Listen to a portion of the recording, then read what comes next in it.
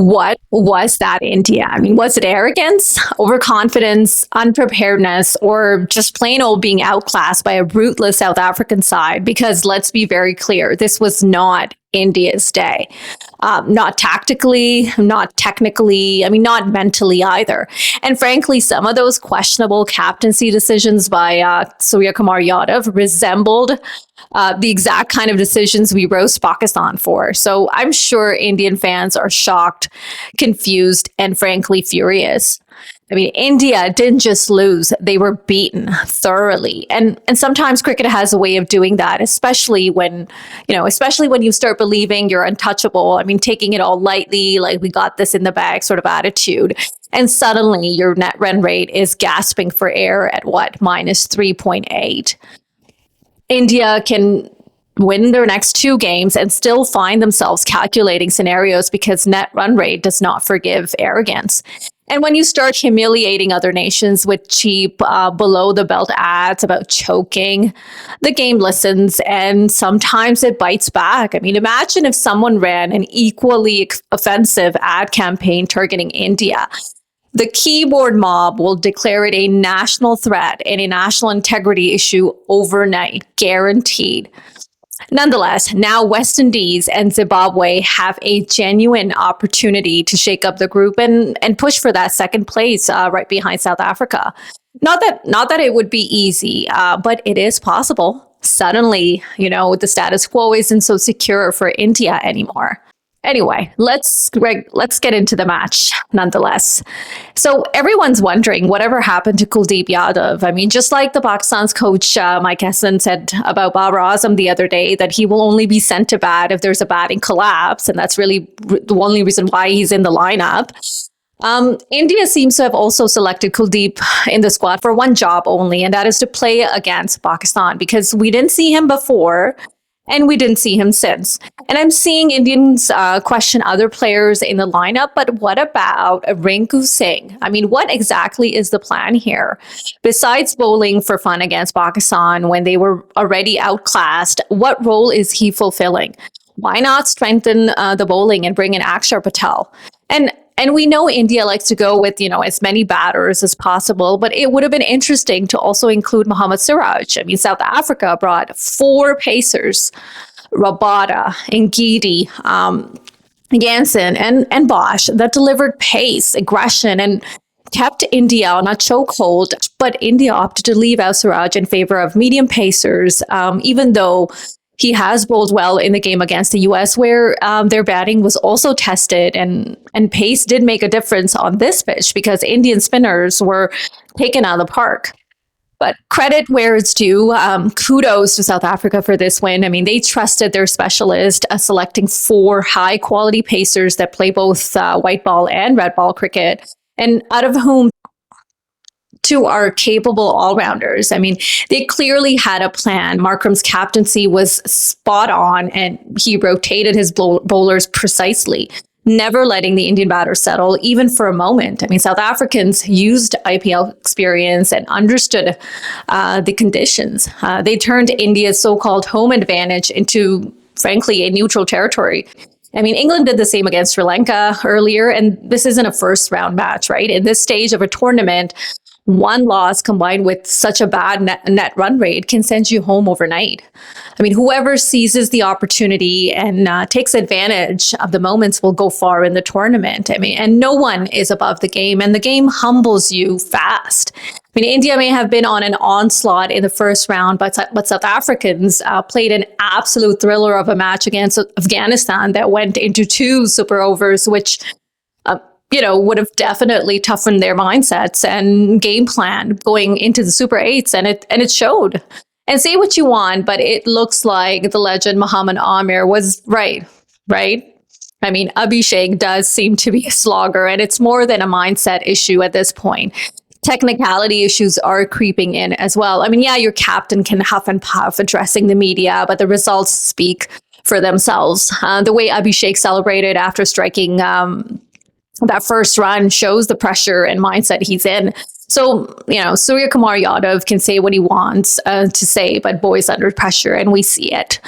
And And at the end of the day, Abhishek hasn't performed outside of India. And unfortunately, he isn't performing in India either now. So, yeah, he may be the highest ranking batter in the T20 international right now. But then the same ranking also plugs Saim Ayub as the best all rounder ahead of Sikandar Raza, who, you know, when Saim's averaging with batting is nowhere near that of Sikandar's. So, I mean, Indian batters were trying so hard to hit a lot of deliveries out of the park and, you know, didn't play the field, like didn't look for singles and doubles. Whereas South Africans, who were also in a similar situation, I mean, they were also 3 down early in the power play with 20 something runs on the board. They chose to play the field. I mean, Brevis played smartly. There were so many runs that they scored via singles and doubles, and then the same amount of runs via boundaries and sixes as well. So their middle order just took the game away, something that Indian batters failed to do in the chase. I mean, this was the first instant where India was chasing. I mean, up to this point, there have been collapses thanks to Abhishek's ducks in the previous 3 games.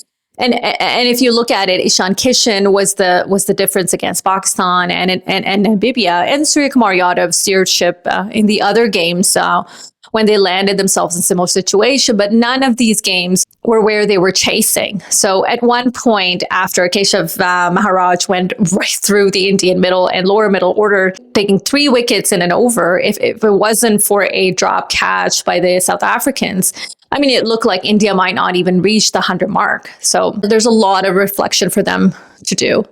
I mean, after Bumrah and Arshdeep provided the early breakthroughs, David Miller was outstanding coming in at number 5. And together with Brevis, he built a partnership and kept plugging through. I mean, even though Brevis is known to go berserk, he was playing at a run a ball for his first 12 deliveries that he faced. David Miller's innings was a complete package with, you know, singles, doubles, and boundaries at will, leaving both Hardik Pandya and Varun Chakravarti ending their 4 overs quota at 40 plus runs.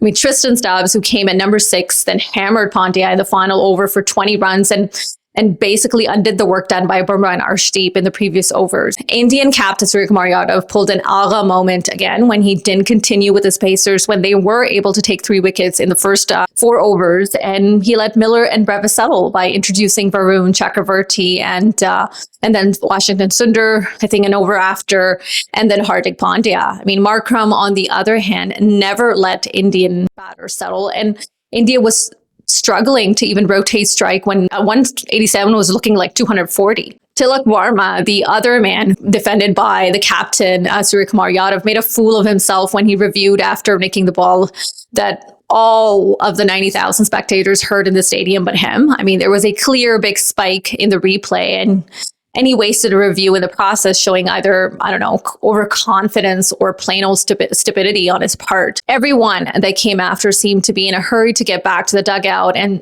just couldn't build partnerships. I mean, Shivam Dubé was able to stick around, you know, trying to get as close as possible to the total, but no one else even reached 20 runs with, I think it was 5 or 6 batters in the lineup scoring less than 1 run. So it is safe to say South Africa have leveled the pain they endured when they lost the final against India in the 2024 T20 World Cup, and have definitely dented India's chances for a smooth sailing into the semifinals. And it seems the key in this tournament has been finding a way to climb out of collapses. I mean, whether it's lower ranked teams or giants like India and South Africa, all have suffered collapses at the start. I mean, India was 26 for 3, South Africa was 20 for 3, but it's how the middle order has overcome the situation has been the game changer. And unfortunately, or fortunately, Pakistan have selected Babar Azam for this very reason, who failed to perform when Pakistan was in the exact same situation against India, you know, a situation tailor-made for his batting style, his strike rate, and, you know, his aptitude. I mean, Pakistan doesn't even know who to send because of favoritism and protection that's rampant in the team, where, you know, choosing to send Shadab Khan ahead of Usman Khan, who was, you know, the highest scorer for Pakistan against India, or even Fahim Ashraf, who got them out of the rut against Netherlands in the opening game. And for those And for those who were comparing how Surya Kumar Yadav addressed the media conference before the India-South Africa match with how Pakistan coach Mike Hesson did, well, to me, at least Hesson just laid out clearly what Babar is in the team for. I mean, Faf du Plessis, I heard, also spoke in, Hesson's defense, or at least explain Hesson's mindset. It is sad that Babar Azam cannot back himself or, excuse himself out of the lineup when he was being selected, because Babar Azam has failed time and time again, even the situations he was suited for. So if for whatever reason and through whomever's push he needs to be in the team, then Hesson has told us where and when he will bat.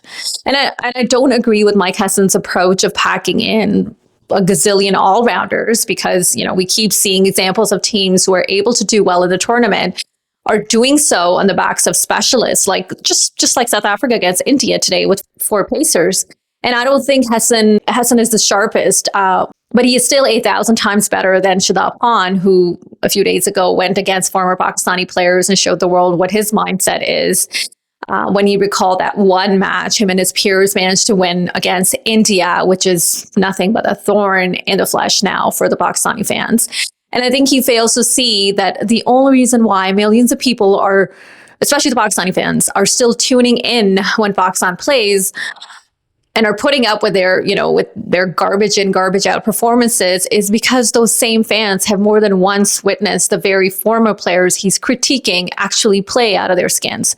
So, and I'm not saying favoritism wasn't present in the times of Muhammad Yusuf, for example, but we definitely didn't waste our sleep over the absolute circus that the Pakistani team now puts out on a daily. So yeah, that's my take on that whole address by Shadab Khan. I mean, who in their right mind, even with little sense of cricket, would choose to bat first against New Zealand when rain was in the forecast for days? I mean, if it wasn't for Qudrat Ka Nizam, they were well set for another humiliating outing in the World Cup. And I genuinely hope the Pakistan captain and the coach watched the match between Sri Lanka and England earlier today. And although they'll come up with a ridiculous lineup yet again and make endless silly decisions, the very least I hope they did was take some pointers from this match. I mean, the Sri Lanka-England match was played at Pallekele, on the very ground Pakistan will face against England on Tuesday. And one thing is clear out of this match is that in Pallekele, Pakistan need to include Abrar Ahmed, because going in with specialist spinners would be key on this pitch. I mean, Will Alage from Sri Lanka and Will Jacks for England were key for their respective sides when it came to spin bowling. And they should include specialist fast bowlers too, in the shape of Naseem Shah. I mean, why is he hiding for the whole tournament? I mean, is he unfit? Like, what's the reason? Look at the way Jofra Archer was bowling and reaching high speeds for England. And frankly, Sri Lanka has no one to blame but themselves for this outing, because their bowlers had done the job restricting England to 147 or 46, but their batting crumbled. I mean, they lost 5 wickets for 30-something in the power play, thanks to Will Jacks, who bowled all 4 of his overs in the first 8 overs and bagged 3 wickets. I mean, Sri Lankan top order was sent back, and then once that was done, no one looked like they were going to withstand. And England having an edge over Sri Lanka in the bilateral series just before the tournament meant today proved to be a disappointment for the other host of the tournament at home as well. Cricket has a funny way of restoring balance. I mean, in the heart of Ahmedabad, in a stadium that has seen disappointment in the recent past, 90,000 something fans witnessed yet another disappointment, this time at the hands of a Maharaj from South Africa who had the last laugh. And India were outclassed now, gasping for air in the Super 8s of the T20 World Cup. Zimbabwe and West Indies now have an opportunity. I mean, South Africa clearly stamped authority in the game against India, and India is now vulnerable. And this tournament is proving one consistent truth, that is that no one is above the game. I'm Sidra Arshid, and you are watching Sidra's Silly Point. Let me know what you thought of the video in the comments, and I shall see you in my next video. Until then, take care.